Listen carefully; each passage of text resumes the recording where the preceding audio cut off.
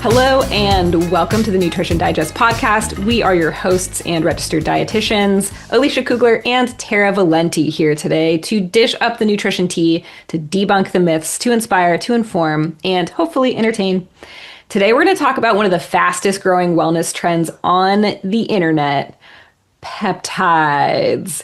Depending on the wellness circles you run in and what your algorithm is feeding you, you've probably heard about peptides. It's definitely a buzzword right now. And we are not talking about GLP-1s today. We're actually going to talk about something different and the claims about these peptides, which sound pretty enticing. So you might have heard people talk about peptides as like a blanket term and them being able to help you to build muscle, to burn fat, to reverse aging, heal your injuries faster, to improve your sleep, to boost your libido, improve your recovery, grow your hair, improve your skin, all of these things that sound really great.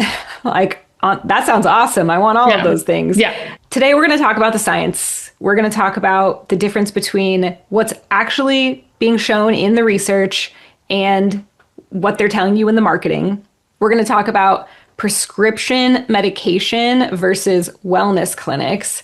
And we're going to talk about evidence from anecdotes. Because right now, honestly, peptides are like the Wild West out there. It's kind of crazy what's been happening on the so-called gray market.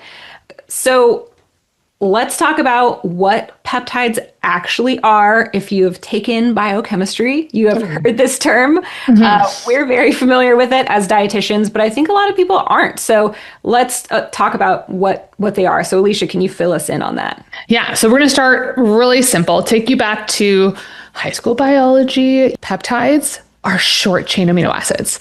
So they're essentially small proteins that our body naturally produces. Hundreds of these peptides every single day. Examples that we would have in our everyday life would be insulin. So that is produced by our pancreas. We also have exogenous insulin that is essential for diabetics, type 1 diabetics, and insulin dependent type 2 diabetics. We have glucagon, which helps with blood sugar regulation. We have our growth hormone releasing growth hormone releasing hormone. Right? It sounds like it's not a real thing, but it definitely is. And most people have heard of it as GHRH.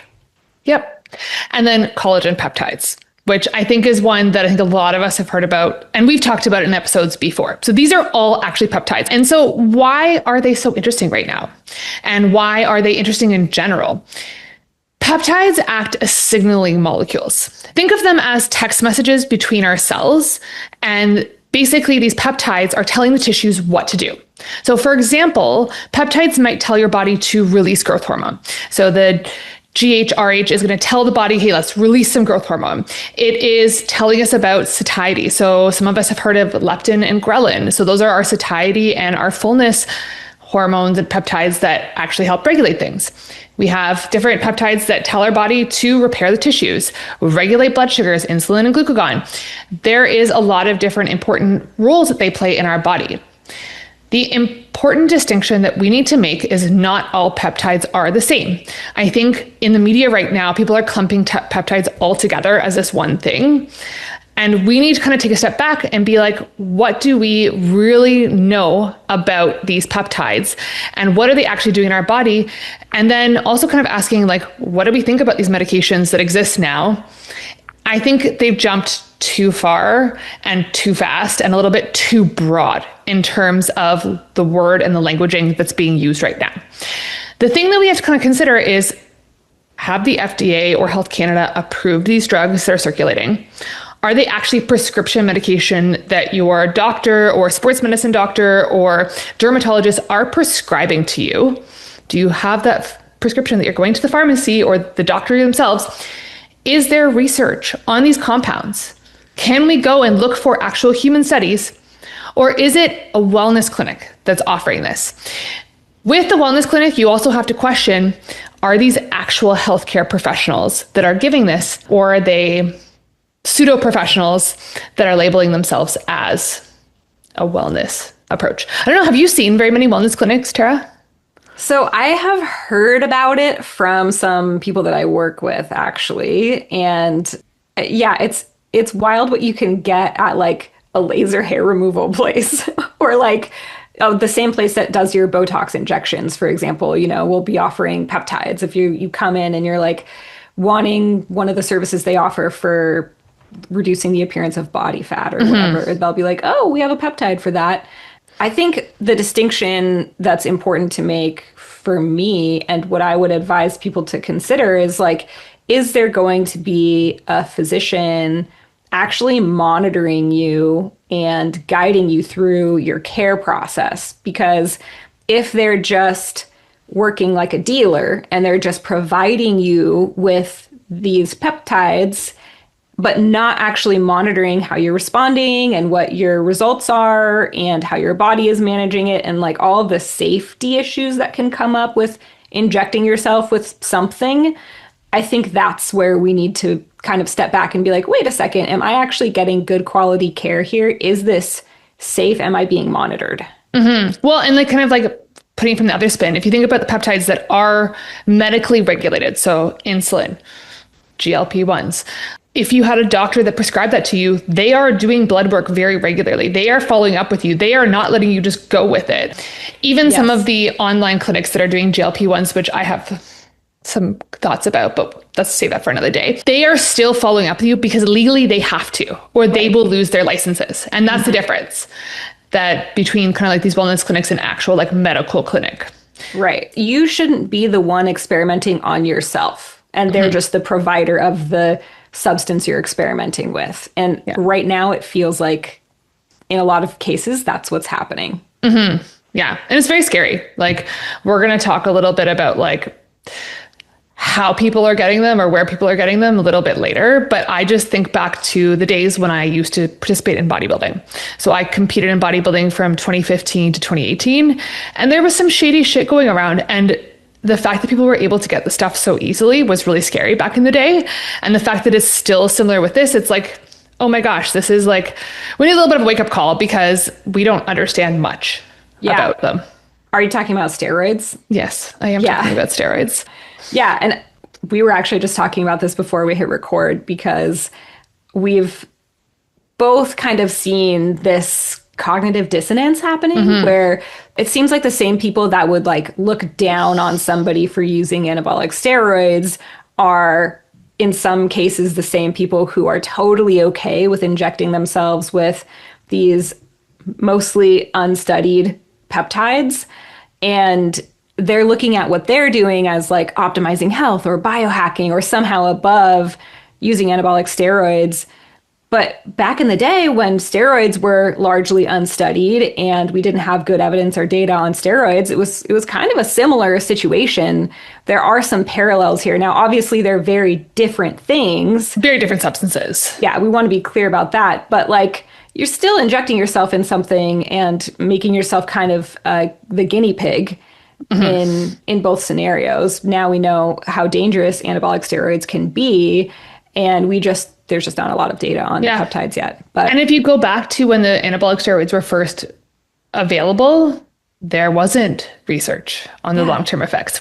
Yeah, and they were being sold in a similar way. Like 100%. Not so much from like your laser hair removal clinic, different vibes. A lot of gyms were selling them. Yeah.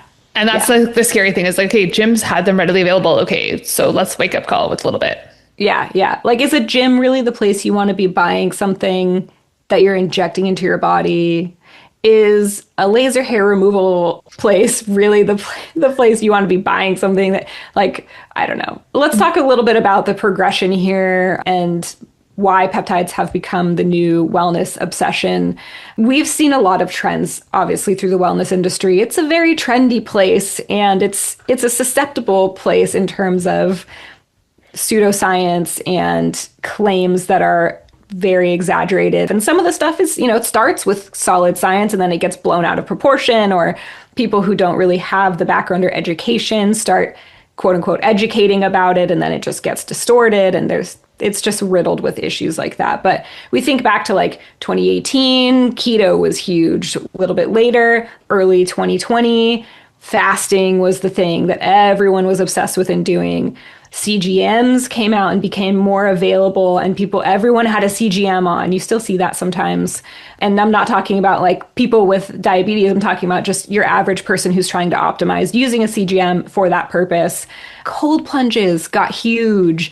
Now we're learning more about cold plunges and like what they will and will not do for you.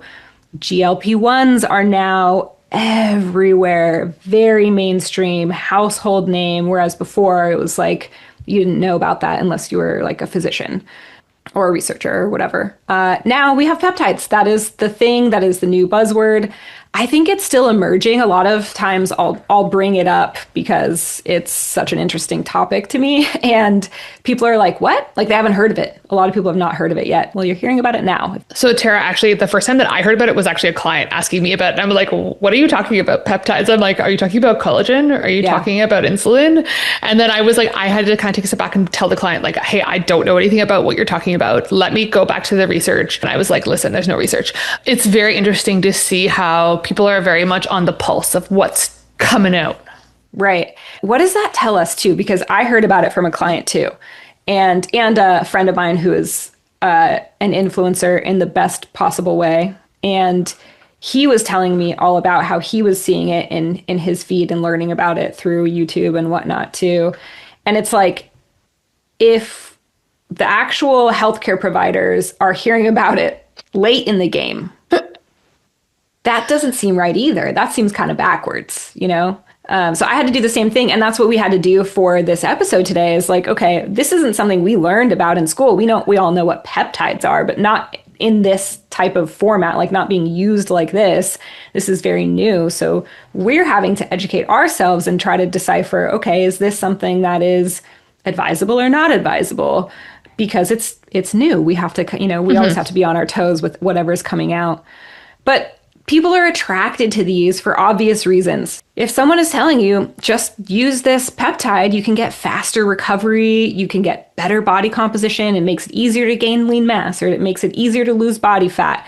Anti-aging is appealing to pretty much every person, I believe, and fewer injuries too. Like, who doesn't want that? I know, to me, that sounds amazing. I get injured like more than once a year. Totally. If I could just like inject myself with something that was safe and not get injured or decrease the frequency of my injury or improve like that sounds amazing. Yeah.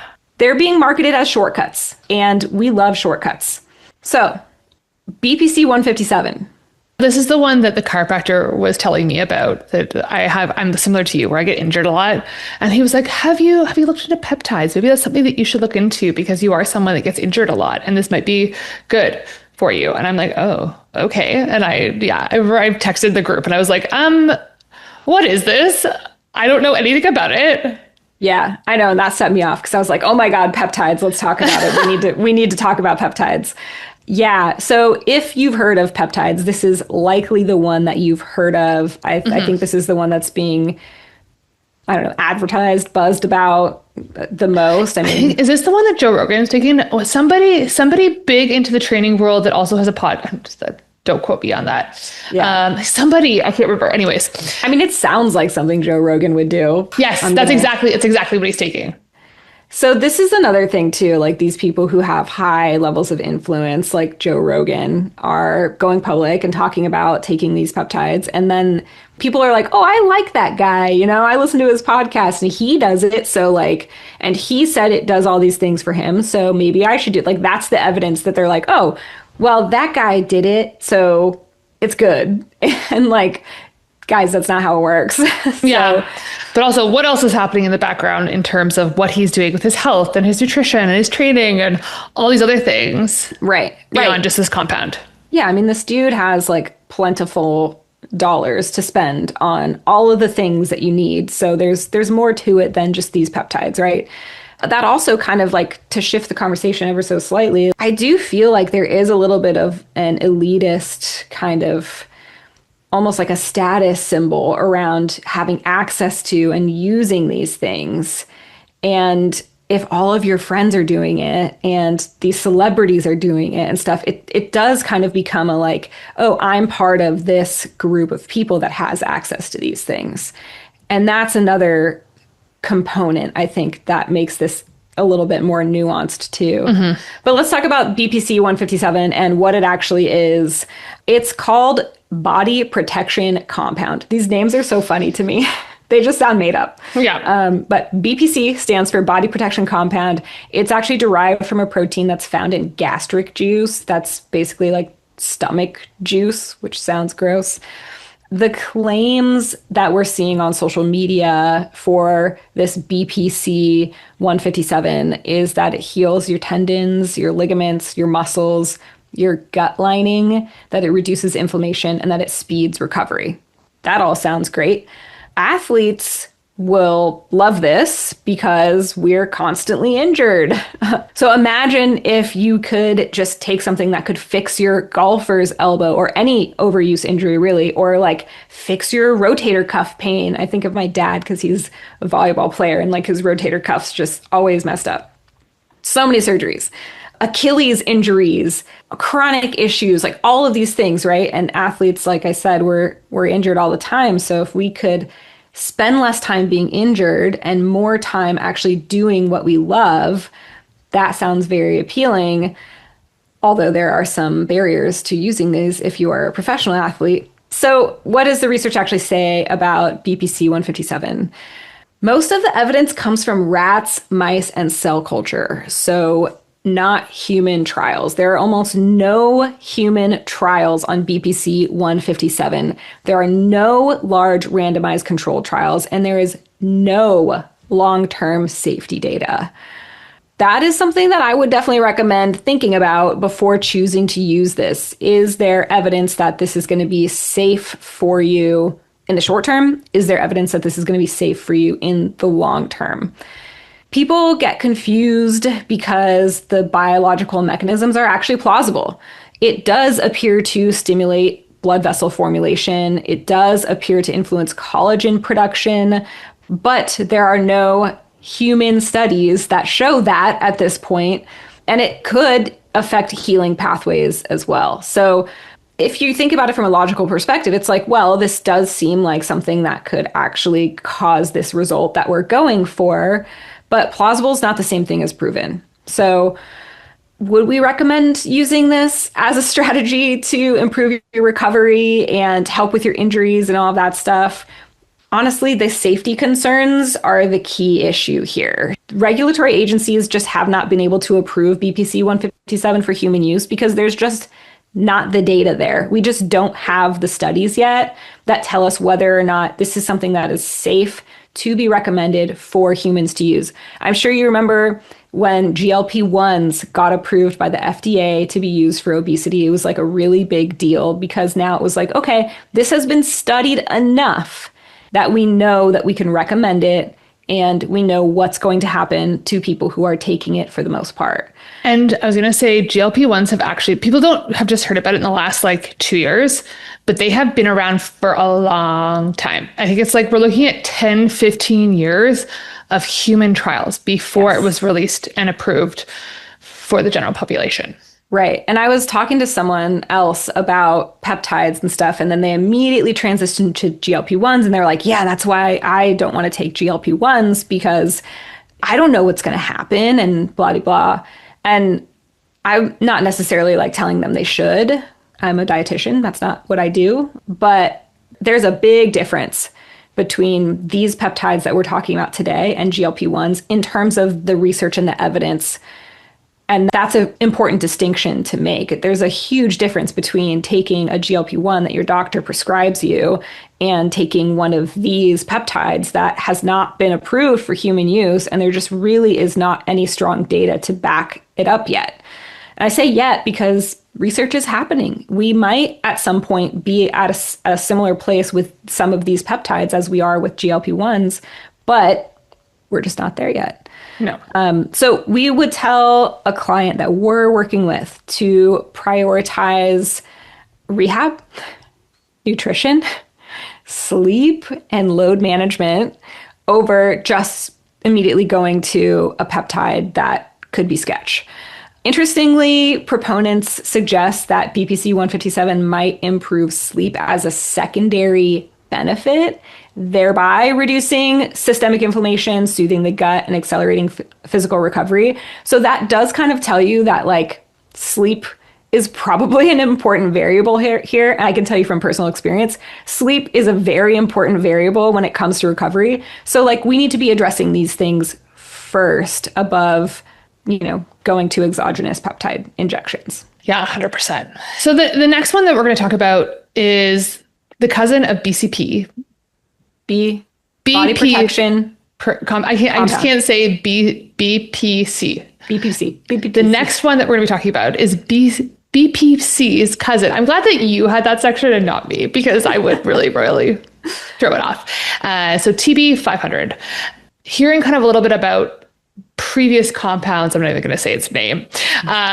So this is a synthetic version of thiomycin beta-4. So thiomycin beta-4, which is also one of the ones that Joe Rogan's, as I pulled up his stack, this is the secondary one that he's taking as well. So just so we know who's taking it. Mm-hmm. So thiomycin beta-4 is a kind of naturally produced peptide in our body, and it plays a role in structurally rebuilding tissues, inflammation reduction, tissue healing, and the formation of new blood vessels, which can be really compromised over time.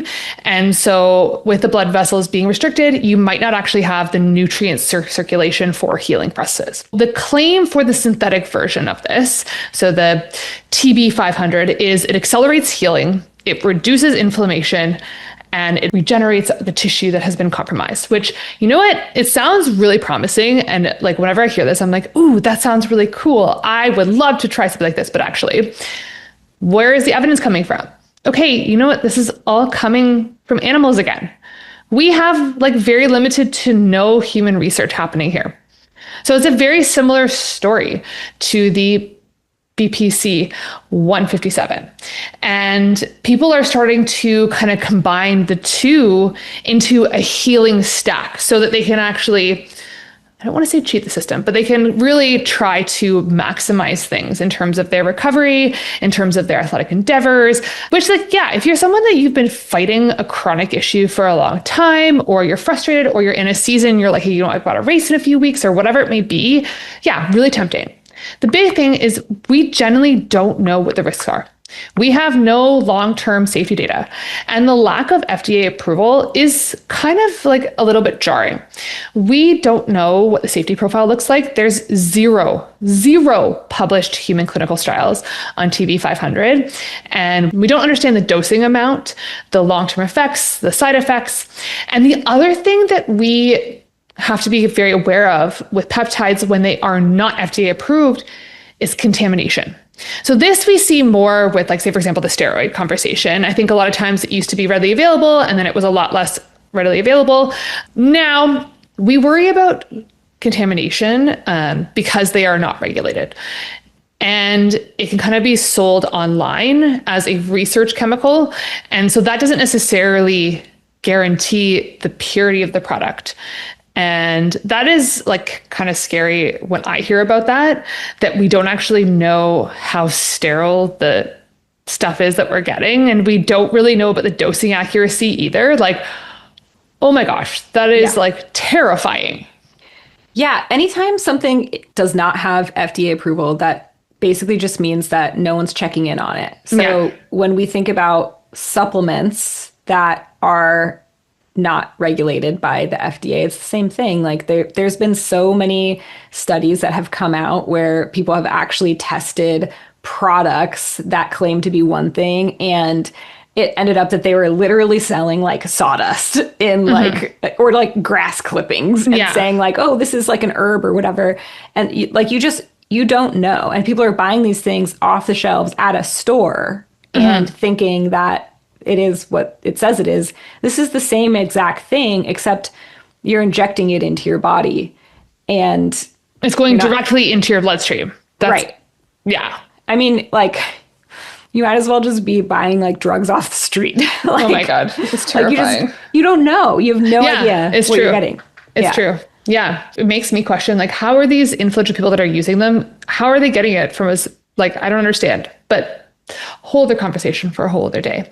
The other thing that, so yes, we can see that animal and preclinical data does indicate that TB500 modulates tissue growth and does help with formation of new blood cells. However, there is a lot of serious concerns about the potential for TB500 to accelerate growth of undiagnosed tumors and cancerous growths. Like, there is some indications and some hypotheses that this might be a factor. So personally, as someone who has had a lot of family members have cancer, I work with a lot of clients that are dealing with that. That terrifies me. The fact that it might impact cancer risk, that's just mind-boggling. And again, the World Anti-Doping Agency has prohibited the use of the substance. TB 500 is not allowed. And if you do test positive for this, there is severe penalties and suspensions. The confidence that people have in TB 500 is dramatically higher than the quality of the evidence to support it and the purity. Yeah, the cancer thing is honestly one of the first things that I think of when I hear about like tissue repair, anything that says like tissue growth. Anything with growth, I'm like, could that? Because we know that with so many cancers, it's unregulated cell growth. Yeah, like 100%. And if you're putting something into your body that's going to promote this, and it's at a higher level than your body naturally produces, we could potentially have some problems in the future. And I'm not an oncologist, I'm not a specialist in this area, but just thinking about it from a logical perspective, that was something that I was like, I don't know if that's something that I would be playing around with without any good long-term data supporting that it's actually Agreed. not going to increase the risk in those areas, because that's scary. Yeah, I 100% agree. On a personal note, I was having a really tough time with my training cycle. I'm training for, just so you know, because I don't think I've mentioned it on the podcast, I'm training for a 50-mile race right now. And ultra training is really hard on the body. And I had a lot of things going on that were very stressful. They were messing with my sleep, this and that. And sure enough, I got sick, I was run down, and then I got injured. And as soon as that happened, I was like, oh my God, okay, I have to step back and really look at everything that I can possibly do to heal my body from a natural standpoint. And the first thing that I attacked was my sleep. That was the one thing that I was like, I know I'm not getting enough sleep. I know that that is when all of the recovery really happens. And I was like on it. I got my nutrition was amazing. I really, really focused on sleep. I did kind of all the things that you're supposed to. I rested, I did all the things. I don't want to jinx myself, but 1 week later, I went out for a 12-mile run and felt great. And all I did was shift my life a little bit. And it works. Like it works, you guys. It's effective. It works. There's plenty of research and data to back up what happened to me. And obviously, the intensity of the injury, how bad it is, all that is, I'm not saying you're going to get better in a week, but I did, and that was amazing. And just get some sleep in. Well, I think the rest of just adding on to that is a big thing, because I think a lot of us, like when we are on the athletic side or we have a goal or like an event, we're like, oh my God, I need to push more and more and more. More is not always the solution. Sometimes we just take a step back and just let our body just be chill. Yeah, but let's talk about growth hormone peptides, because I could talk about these other topics all day. Speaking of growth, we're talking about growth and how that kind of is something that makes us pause for a second. There are a lot of growth hormone peptides that are buzzing around right now that people are talking about. They're hard to pronounce. CJC 1295 is one. Ipamorelin and sermorelin are the other two that are some examples of these growth hormones that you may or may have not heard about. They stimulate growth hormone release. I'm sure you've heard of growth hormone, especially human growth hormone, or HGH, which has been in the headlines for years and years when it comes to athletes. They're claiming that these growth hormone peptides build muscle, they help you lose fat, they improve recovery, they help with anti-aging, they might even improve sleep. So, similar things to the other ones. They are unlike growth hormone itself, though, which is part of the reason why sometimes people like them. They say that they feel like, quote unquote, softer. I don't even know what that means. Not as harsh on your body. Yeah, it's like people that are like, oh yeah, I don't drink hard liquor. I drink beer and wine. It's similar. It is. Yeah. So it's still alcohol, guys. But yeah, it seems softer, more natural, less extreme. I'm sure that there might be some truth to that, to be honest. Like, I don't really know. What does the evidence show about these?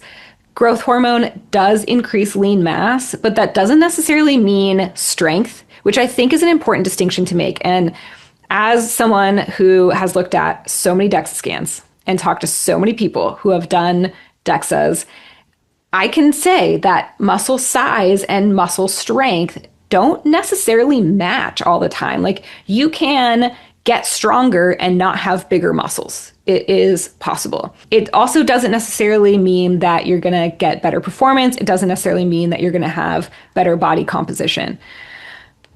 There's also anti-aging claims. Are higher growth hormone levels actually desirable as we age? That is a discussion that's being had. And the answer is not necessarily.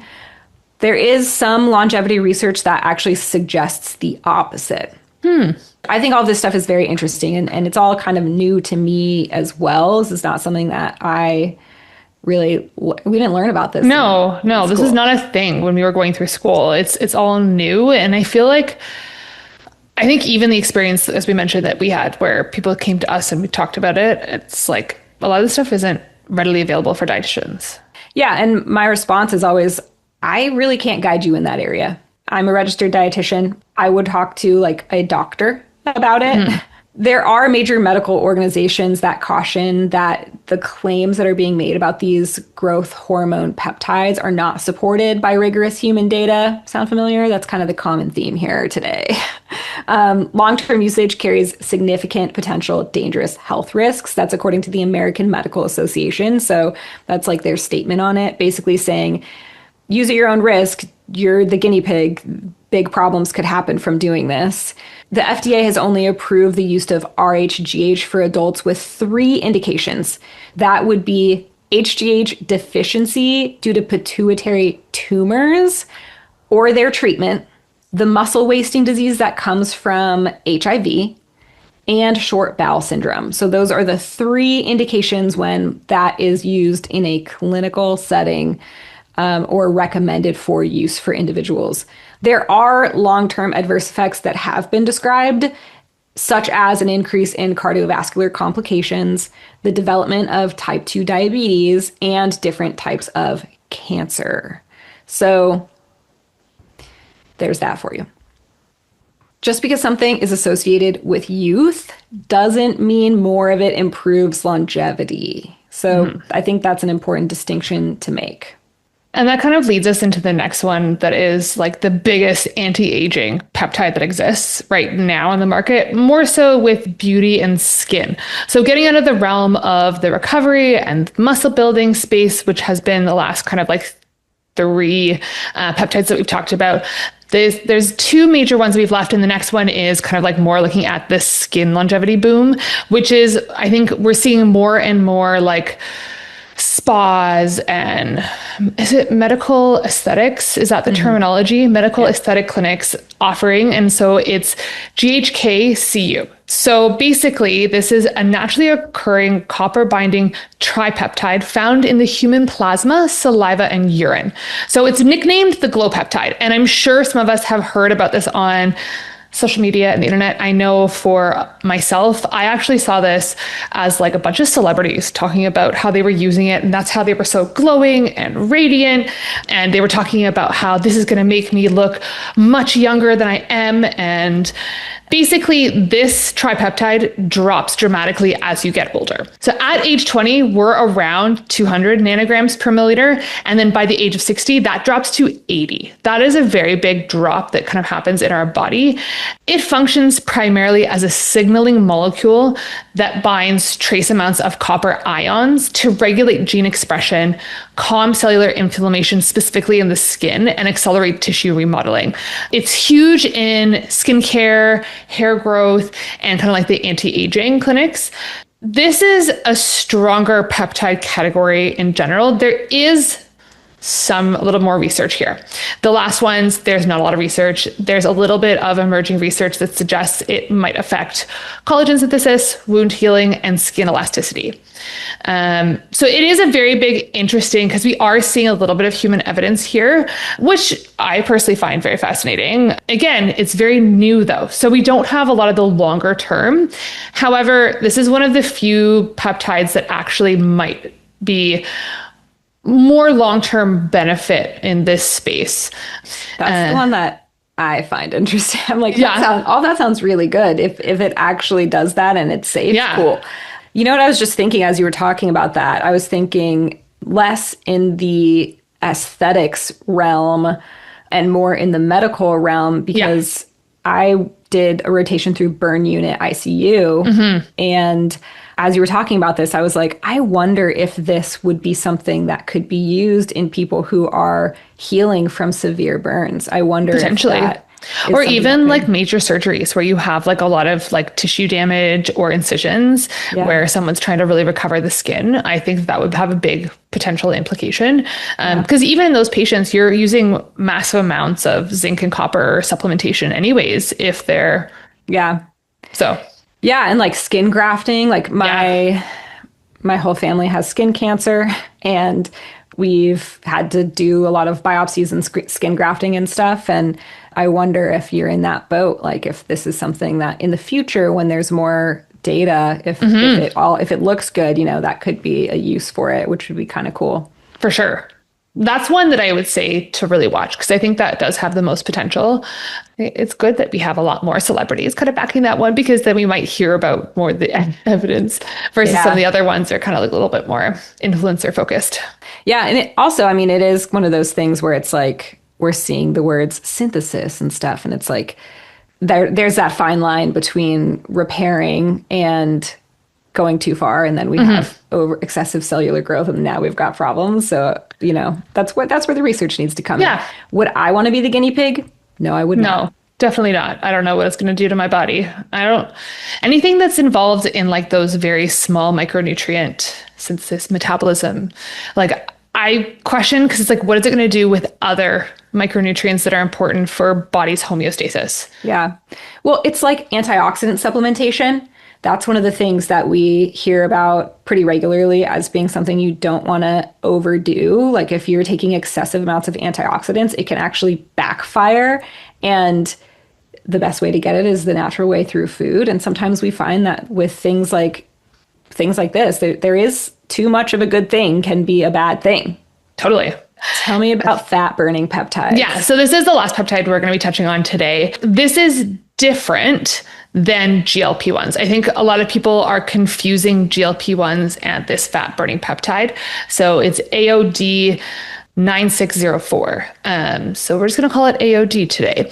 So it's marketed as a growth hormone fragment that claims to target fat burning. So very, very specific, just burning fat, preserving our lean muscle, and it has no side effects, which to me, I don't know, these are very promises of just like, I get a little bit icky when I hear that myself. Sounds too good to be true. I know. It sounds too good to be true. And like, going back to the bodybuilding stuff, like that was the promises back in the day. And I'm just like, okay. The evidence right now is super, super mixed. There is a little bit of research, but we don't really know. And I think social media is making a lot of claims. This is one that I have seen quite a bit of social media for. I think the last two have been, so the skincare, the skin related one, and skin longevity, and this one. But I think we're seeing a lot of like really big pushes, and they're kind of blowing it a little bit out of proportion. I think for us, it's like we have to be mindful that fat loss supplements are kind of pushing the same promise, but the big thing is it's replacing modifications to our lifestyle. We're losing fat without exercising or lifting weights or making changes to our food.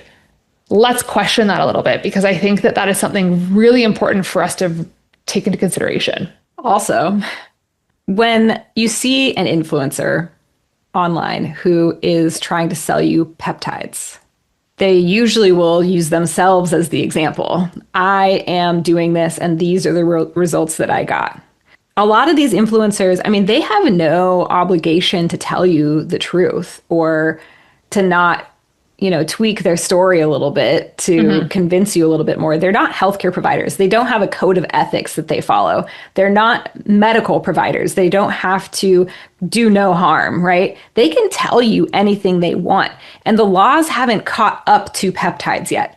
Like they're still in, that's why they call it the gray market. They're still in this gray area. You could basically say whatever you want. So these influencers that are trying to sell these products to you, these peptides that they're getting from who knows where, they are trying to make money off of you. Let's just make sure that we call it what it is. They're trying to profit off of you. They will do anything that they need to do to make money off of you.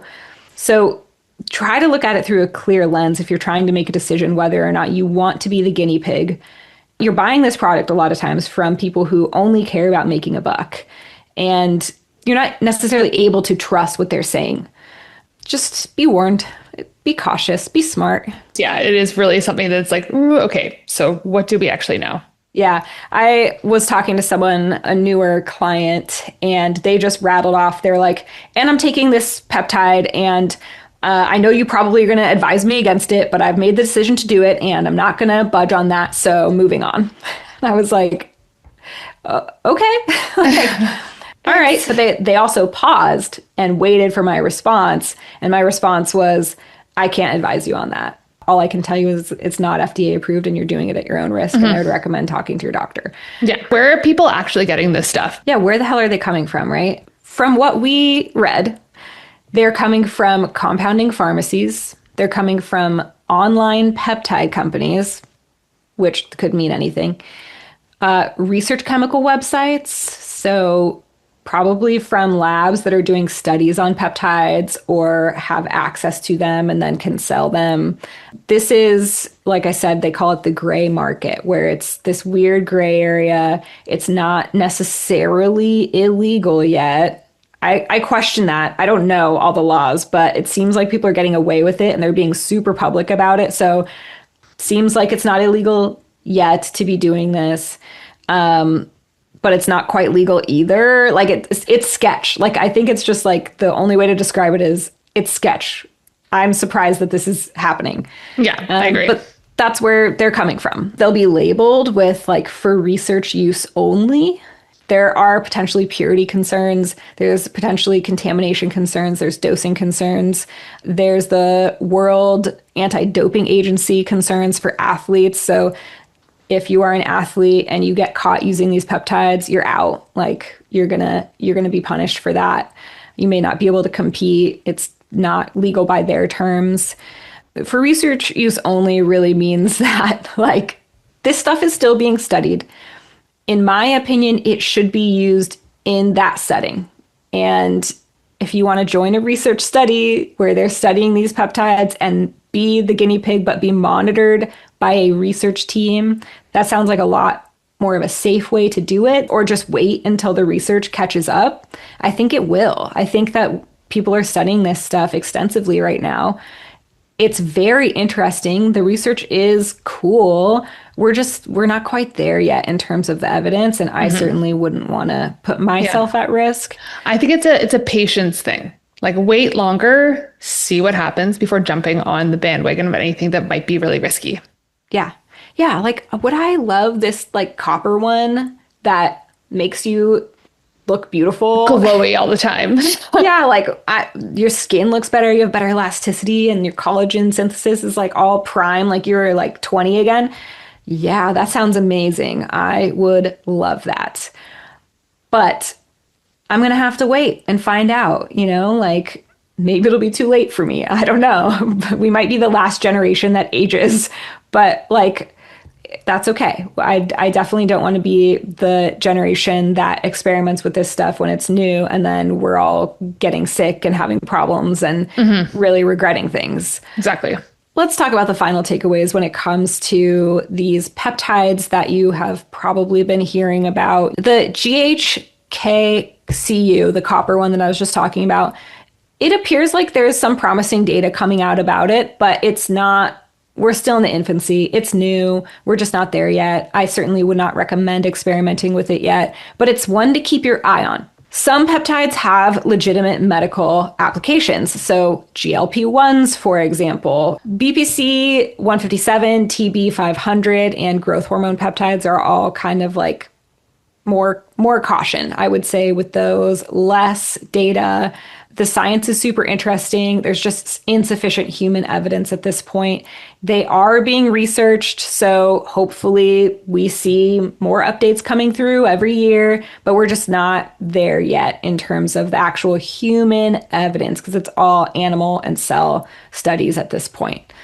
The thing that you don't want to do is think that peptides replace fundamentals. And I think that that's kind of like we spent a lot of time talking about what peptides are and the promises that they hold. But at the end of the day, are you getting sleep? Are you eating your fruits and veggies? Are you getting enough protein? Like what types of carbs are you putting into your body? Are you getting enough fuel? Are you fueling your exercises properly? How's your stress? There are so many other things that we could optimize. And I guarantee you in that list, and that list is long, but that list that I just started, that's just the beginning of the list. Like there's something in there that you can do better at. There is something in your life that isn't optimized. And if you're so pressed for time and so busy and your life is so chaotic that you just can't even grasp the concept of improving your health behaviors, maybe it's time to step back and look at your life and ask yourself what your priorities really are. Because if you want to sacrifice your health potentially, put yourself at risk, use yourself as a guinea pig in order to achieve one of these sort of health-focused goals, I think we're missing the point. Agreed, 100%. So if you have a friend, colleague, family member that keeps talking to you about peptides, please, please, please share today's episode with them. Don't forget to subscribe, follow us on Instagram, and send us all of the questions that you have. Have a great rest of the day, and thanks for tuning in.